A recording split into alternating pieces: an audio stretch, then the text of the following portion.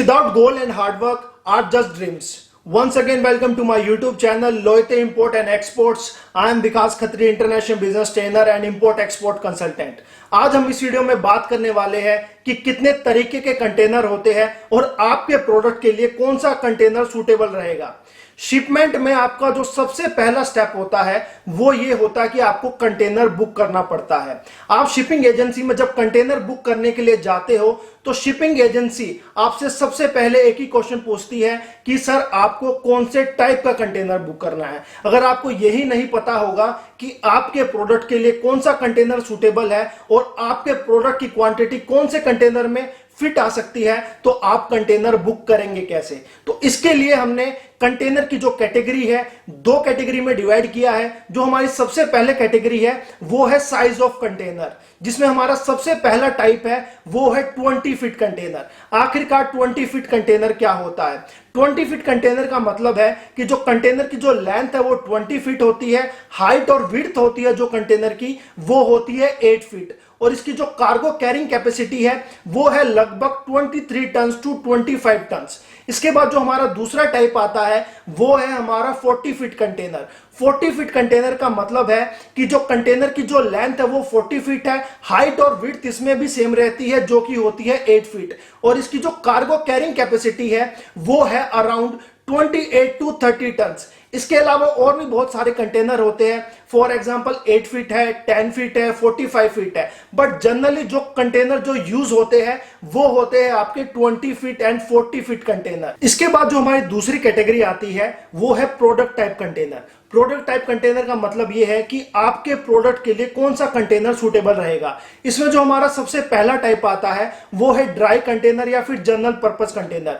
इन container में आपका जितना भी ड्राई कार्गो आप स्टफ कर सकते हो। फॉर एग्जांपल आपका कोई इलेक्ट्रॉनिक आइटम है, वुडन आइटम है, मेटल आइटम है, इस तरीके के जितने भी आइटम है आप ड्राई कंटेनर में स्टफ कर सकते हो। बट आपको एक चीज का ध्यान देना होगा कि आपके प्रोडक्ट के लिए कोई भी टेम्परेचर मेंटेन की या फिर कोई भी एयर सर्कुलेशन की रिक्वायरमेंट नहीं होनी चाहिए, क्योंकि ये जो कंटेनर होते हैं ये फुली क्लोज होते हैं और वेदर प्रूफ होते हैं। इसके बाद जो हमारी दूसरा टाइप है वो है ओपन टाइप कंटेनर। अब ओपन टाइप कंटेनर में भी बहुत सारी वेराइटीज आती है। For example 1 door open container है, 2 डोर ओपन कंटेनर है, साइड ओपन कंटेनर है या फिर ओपन टॉप कंटेनर है। मैं आपको एक एग्जांपल से समझाने की कोशिश करता हूं।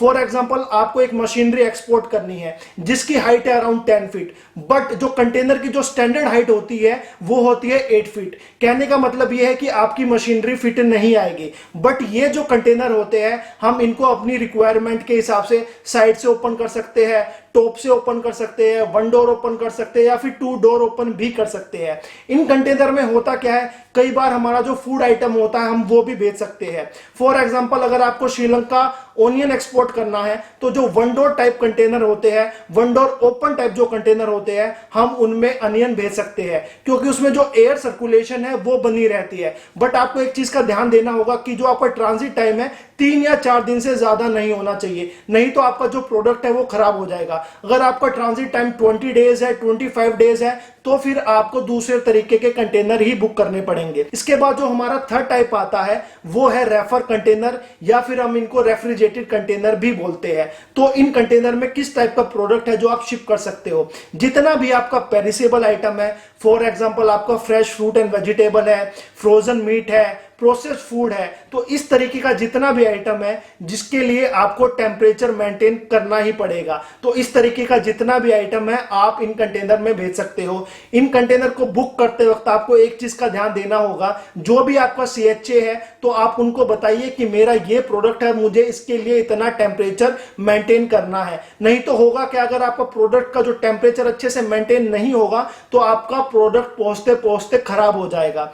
फॉर एग्जांपल मैं आपको एग्जांपल से समझाऊं, अगर मैंगो है, अगर आपको मैंगो एक्सपोर्ट करना है तो उसके लिए आपको 10 टू 12 डिग्रीज का टेम्परेचर मेंटेन करना ही पड़ेगा। इसके बाद अगर हम बात करें गार्लिक और अनियन की, अगर आपको वो एक्सपोर्ट करना है तो उसके लिए आपको 0 to 3 degree Celsius temperature maintain करना ही पड़ेगा। कहने का मतलब यह है आपको पता होना चाहिए कि आपको अपने प्रोडक्ट के लिए कितना टेम्परेचर मेंटेन करना है। इसके बाद जो हमारा अगला टाइप आता है वो है इंसुलेटेड टाइप कंटेनर्स। आखिरकार इंसुलेटेड टाइप कंटेनर्स क्या होते हैं? इंसुलेटेड टाइप वो कंटेनर होते हैं जहां पे आपको जो टेम्परेचर है ज्यादा मेंटेन करना होता है। फॉर एग्जांपल, अगर आपको कोई केमिकल भेजना है या फिर कोई बायोलॉजिकल प्रोडक्ट है जहां पे आपको टेम्परेचर ज्यादा मेंटेन करना है, तो उन सब टाइप के प्रोडक्ट के लिए ये कंटेनर सूटेबल रहते हैं। इसके बाद जो हमारा अगला टाइप आता है वो है बल्क कैरियर। आखिरकार बल्क कैरियर क्या होता है? आपको जैसे नाम से ही पता लगता है, बल्क का मतलब आप ज्यादा क्वांटिटी उसमें भेज सकते हो। ये जो शिप होती है बल्क कैरियर, तो इनमें ज्यादातर जो प्रोडक्ट जाता है वो जाता है loose cargo. For example cement हुआ, कोल हुआ, तो इसके अंदर शिप के अंदर ही अलग अलग कंपार्टमेंट बने रहते हैं अलग अलग प्रोडक्ट के लिए। इसके बाद जो हमारा अगला टाइप आता है उसको हम बोलते हैं टैंकर्स। टैंकर में आपका केमिकल हुआ, गैस हुआ, क्रूड ऑयल हुआ, इस तरीके के जितने भी प्रोडक्ट है वो शिपमेंट के लिए यूज होते हैं। तो ये कौन कौन यूज करता है? जितनी भी बड़ी बड़ी इंडस्ट्रीज होती है जहां पे केमिकल इंपोर्ट करना होता है, गैस इंपोर्ट करनी होती है, तो उनके लिए ये जो टैंकर टाइप होते हैं वो बेस्ट रहते हैं। इसके बाद जो हमारा लास्ट जो टाइप आता है उसको हम बोलते हैं रोरो वेसल्स। आखिरकार रोरो वेसल्स क्या होती है? फॉर एग्जांपल, अगर आपको यहां से कार एक्सपोर्ट करनी है या फिर आपको कहीं से कार इंपोर्ट करनी है या फिर किसी भी तरीके का कोई भी व्हीकल है, तो पर्टिकुलरली शिप होती है जो इनके लिए डिजाइन होती है, पर्टिकुलरली जो व्हीकल को ही ट्रांसपोर्ट करती है, तो उनको हम बोलते हैं रोरो वेसल्स। तो मैं उम्मीद करता हूं ये जितने भी टाइप के कंटेनर थे आपको समझ में आया होगा कि आपके प्रोडक्ट के लिए कौन सा कंटेनर सूटेबल रहेगा। अगर आपको फिर भी कोई डाउट है, कोई क्वेरी है, तो आप मुझे नीचे कमेंट बॉक्स में पूछ सकते हो। अगर आप भी अपना इंपोर्ट एक्सपोर्ट्स का बिजनेस शुरू करना चाहते हो तो आप हमसे जुड़ सकते हो और हमारा मिशन T20 है वो ज्वाइन कर सकते हो। तो मैं उम्मीद करता हूं ये वीडियो आपको अच्छी लगी होगी और इंफॉर्मेटिव भी लगी होगी। तो हमारे लोगो बटन को हिट करना मत भूलिए ताकि हमारी नई नई वीडियोस की नोटिफिकेशन आपको मिलती रहे। Let's trade together, thrive together. Thank you very much, मुचा ग्रासियस।